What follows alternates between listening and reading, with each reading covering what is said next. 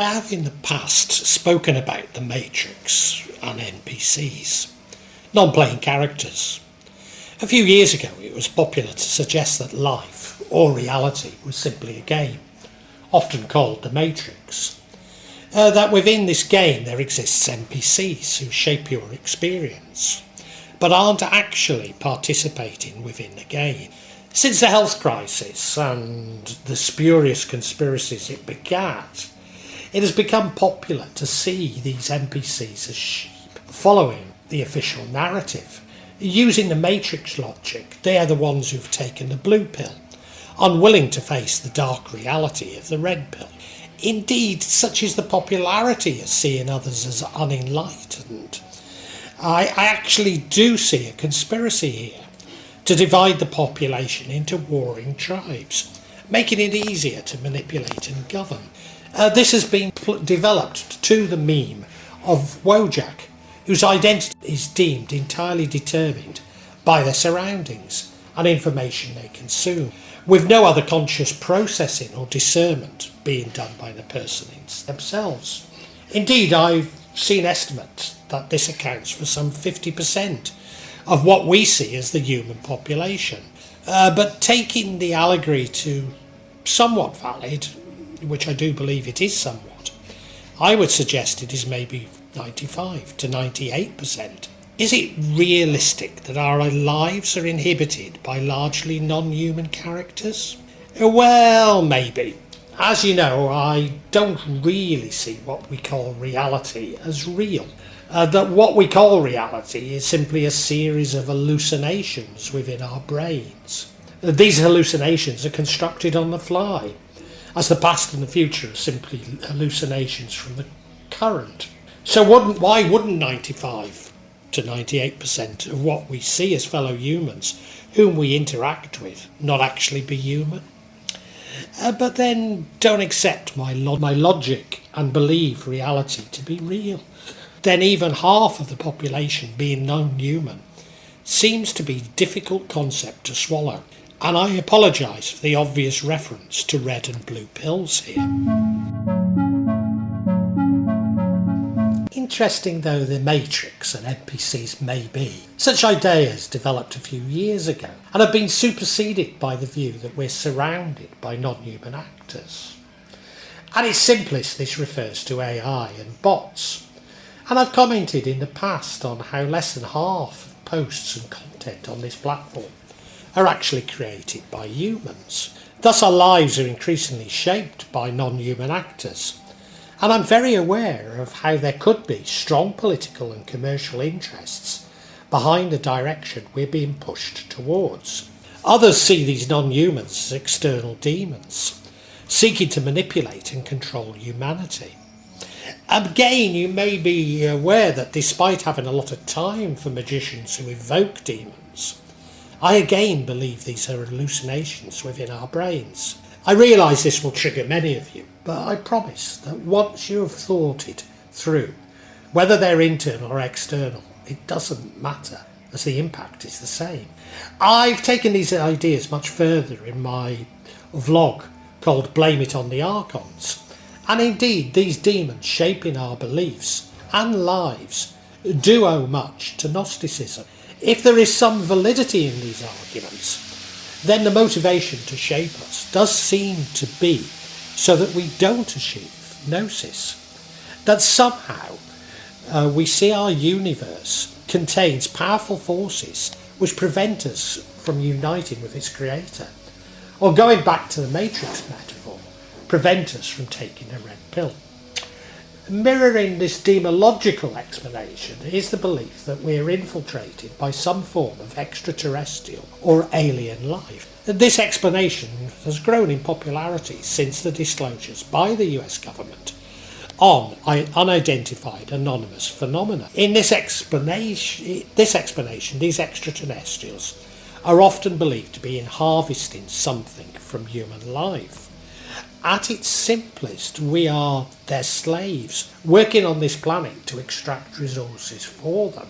But other explanations include how they're harvesting our emotions, as this is something they lack. What we can say about these non-humans whom are supposedly amongst us? Well, a common feature would be that they lack a soul, be they bots, archons, or extraterrestrials. I was tempted to use the word consciousness, but of course this is debatable, so let's stick with soul.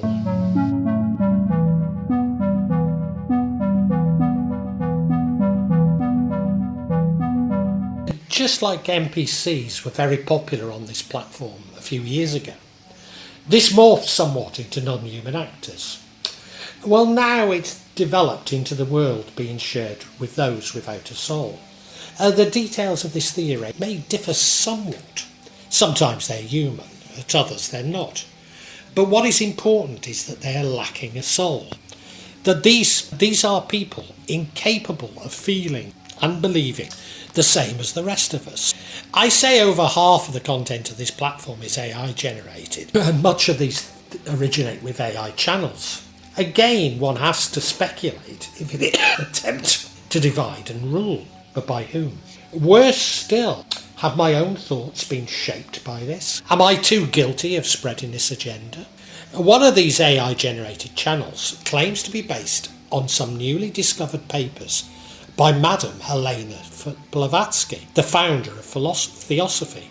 Whilst I'm always sceptical of Theosophy, I do take a very active interest in it. Well, these new exposés have been truly mind-blowing and focus on my particular interests of consciousness and the soul. It is claimed that Madame Blavatsky suggested that we have soulmate pets who cross our paths in future lives. A theory I can very much take on board, even probably already had thought the same. As you might be aware, I believe that all of God's creation has a soul and a consciousness. Thus my own beliefs are maybe even more radical than those contained on that channel. But where it really gets interesting is that apparently Madame Blavatsky believed that these seemingly human entities among us, who lack a soul, or human shells as she called them, sometimes this can be detected in the eyes, and that a darkness revealing a lack of soul can be found within the eyes. Like the NPCs, they're dependent on their environment to define their characters, instantly adapting to their environment. They find themselves literally absorbing everything. Thus they are perfect targets for propaganda. These entities who are incapable of sharing our emotions and indeed beliefs. In fact, they seemingly feel our emotions and thus seek to create these emotions within us.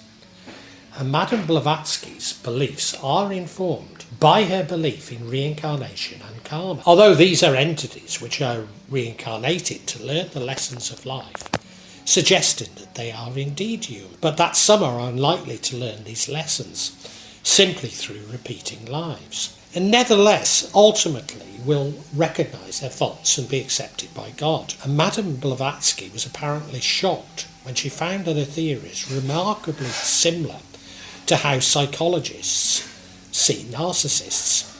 Although I should probably extend this to the dark triad, which also includes psychopaths and Machiavellians. Amazingly, these are also thoughts that I have had myself. Indeed, concepts like archons and much of the scriptures appear to be warning humanity about the dark triad.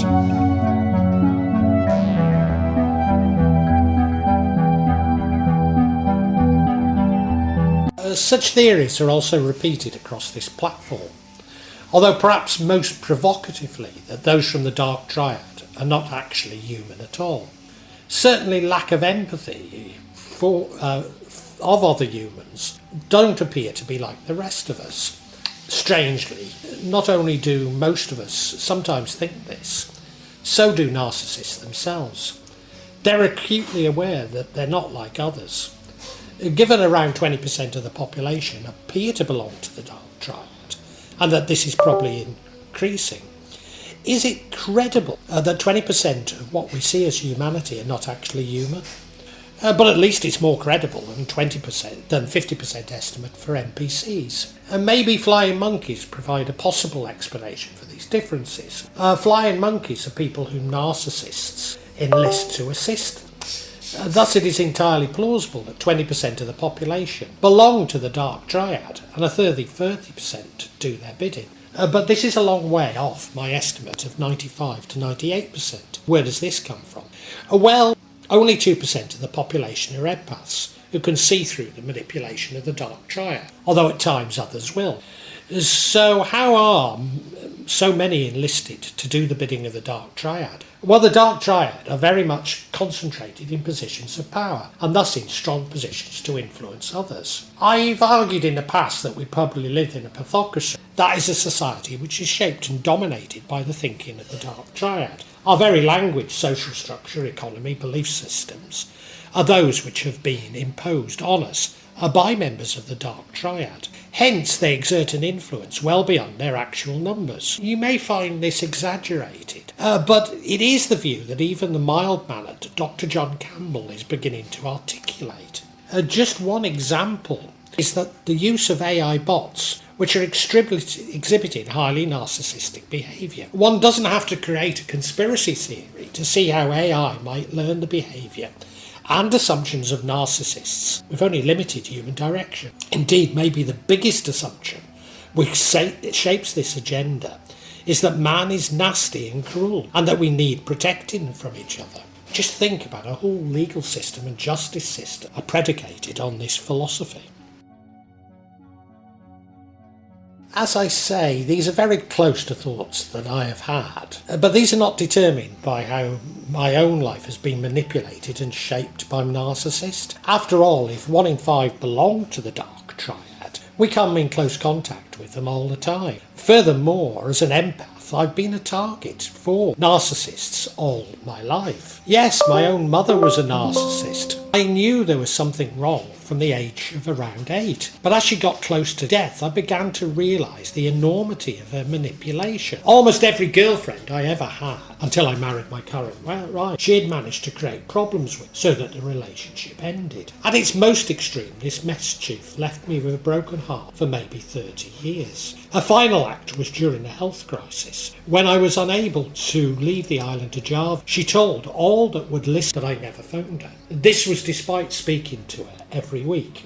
Well, nearly, as when in the mountains of Java connections can be difficult. The upshot being that her family refused to speak to me at her funeral, and I no longer have any relatives to turn to in the UK. I am aware of a manipulation of my girlfriends, and thus ended up in a relationship with someone seemingly as strong as her. But this was another narcissist, and I suffered over 20 years of narcissistic abuse. Thus I know from bitter experience of how those of us who have been abused by narcissists begin to see narcissists everywhere, and they are, and see their manipulation as all-encompassing, which it is.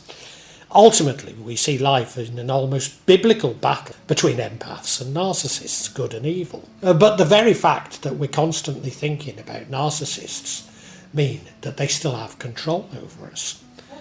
Remember the theory about archons trying to prevent us from reaching gnosis? Well, could it be that the purpose of the narcissist is to make us believe that man really is bad and that we need protecting from him? Thus the victim continues to be the victim, embracing narcissistic thinking themselves. Do you recall me talking about the AI channel devoted to the newly discovered papers of Madame Blavatsky? Well, this channel also discusses how Blavatsky had written about Adolf Hitler and his lack of soul, of how his karmic reincarnations would not allow him to comprehend the consequences of his action.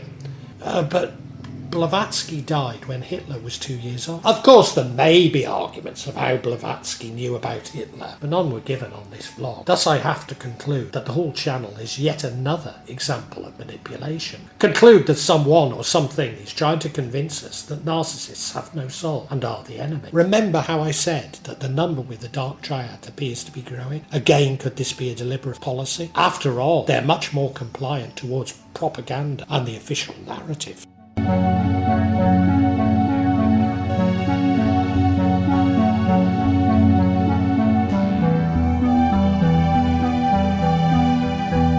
Whilst I have many viewers who are narcissists, they generally let me know by asking for my contact details, something which I've learned not to do. After all, asking for special treatment is a sure sign of narcissistic behaviour. Furthermore, at least once a week I get a narcissistic troll being abusive towards me in a post. The actual vlog and what I'm saying is immaterial. Their only concern is to provoke me. But there is one viewer who would who not only confessed to narcissism, but also wanted to change. Unfortunate change is not possible, only moderation of behaviour. And this is one of the reasons why some have concluded they are not human. But I was overcome with empathy for this viewer, knowing that they'll never be able to experience the emotions that I do, and that they will always seek to manipulate every situation they're in. Indeed, far from being about self-love, narcissism is really self-loathing, and that truly is sad. Thinking of my Duke and brother-in-law, he's addicted to trying to kill the rest of his family, myself included, using black magic. As he grows older, it's obvious that this is a massive burden to him and his immediate family. But this is a compulsion he is trapped in. Again, that really is the twist within black magic. For once we become committed, it is almost impossible to reverse our actions. In truth, the Dark Triad are not evil, simply disconnected from their souls. An empty shell. Far from excluding the Dark Triad from society. And like our leaders, they are also disproportionately represented within our prisons. We do need to find a way to incorporate them. Of course, by default, we've arrived at the situation where they cause the most harm. But they're not without their talents, if only we can acknowledge what they are. And such compassion does not include labelling them as non-human, nor suggesting that they're somehow the enemy or evil, although frequently they can be. No, our protection is our very empathy, the soul if you like.